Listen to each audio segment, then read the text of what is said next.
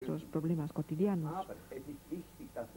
Pero es importante saber que detrás de la barrera de nuestra vida cotidiana se oculta un mundo mucho más amplio, mucho más profundo y divino. Una pregunta sin respuesta necesaria. Muy breve, ¿Quién Andrea. murió cuando usted nació y quién nacerá cuando su muera? No se contesta esto y dejo la palabra.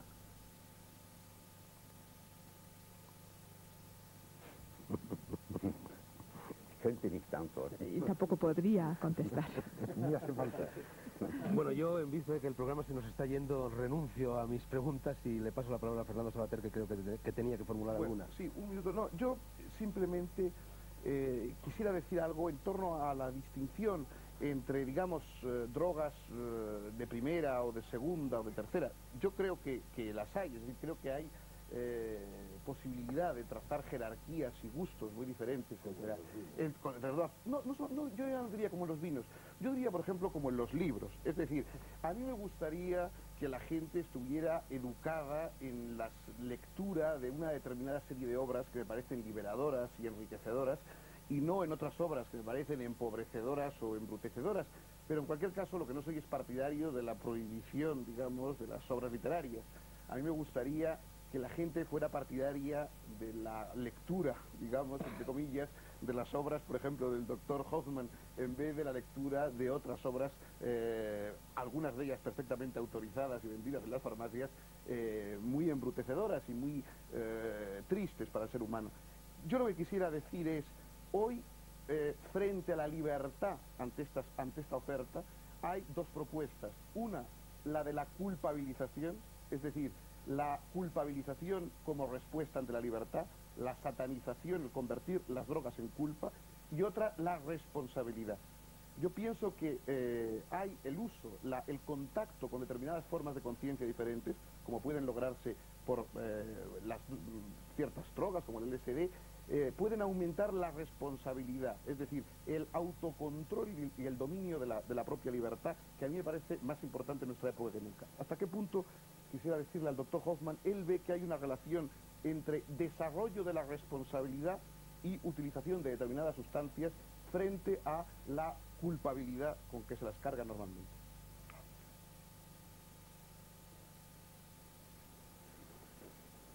Ich glaube, es ist sehr wichtig, dass man sich bewusst ist, que dass uno das comprenda perfectamente ein Abenteuer ist. que la utilización de las drogas es una aventura, porque la entrada en otros niveles de conciencia, ya sea a través de la meditación o productos psicodélicos como el LSD, siempre implica un atrevimiento. Pero creo que deberíamos dejarlo a la libre responsabilidad del individuo. Él debe ser quien decide cuál es la vía que quiere utilizar para lograr una mayor comprensión de los grandes misterios de nuestra existencia. Tiene que ser él quien decide si prefiere servirse de las enseñanzas religiosas, de la fe, para acercarse a este misterio, o si prefiere utilizar métodos de la meditación, métodos de aislamiento, o si prefiere consumir sustancias psicodélicas, pero en realidad no es tanto el LSD el que puede aportar la iluminación a un individuo. Hace falta una preparación, hace falta una expectación y una madurez y una responsabilidad muy grande. Sin estos requisitos, el LSD no es más que una sustancia que tiene relación con nuestro organismo. Nosotros, como organismos bioquímicos, tenemos una afinidad con el mundo vegetal, tenemos vitaminas procedentes del mundo vegetal y hay sustancias que influyen en nuestra conciencia. Vivimos el mismo ciclo que las plantas Y el LSD, al igual que todas las sustancias psicodélicas, tienen su origen en el mundo vegetal.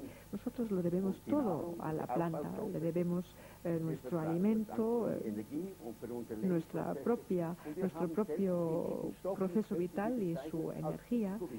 Y en realidad podríamos calificar a estas sustancias de psicovitaminas, capaces de ayudarnos a ir más allá de nuestra maduración física, que nos ayudan a un crecimiento psíquico y espiritual. Respecto de Ernst Jünger, hemos hablado bastante de Aldous Huxley. Sin embargo, tu experiencia personal es mucho más con Ernst Jünger. ¿Hay alguna diferencia entre la descripción del estado psicodélico o psiquedélico en Huxley y la experiencia de estos mismos productos en Jünger? Claro, uno alemán y otro americano. Inglés. Que es un corte brutal. Bueno, efectivamente se puede decir que hay una diferencia. En su obra Las puertas de la percepción, Huxley escribe que estas sustancias psicodélicas deben sustituir el alcohol y la nicotina en nuestra sociedad, es decir, las propaga como bienes de consumo masivo. Jünger, sin embargo, es mucho más cauteloso. Él adopta un discurso como en Eleusis. Se trata para él de drogas sagradas. Él piensa que primero debe ser una élite la que hace uso de estas sustancias. No pueden ser sustancias de consumo masivo. Requieren la preparación, como hemos dicho, requieren un sentido de responsabilidad.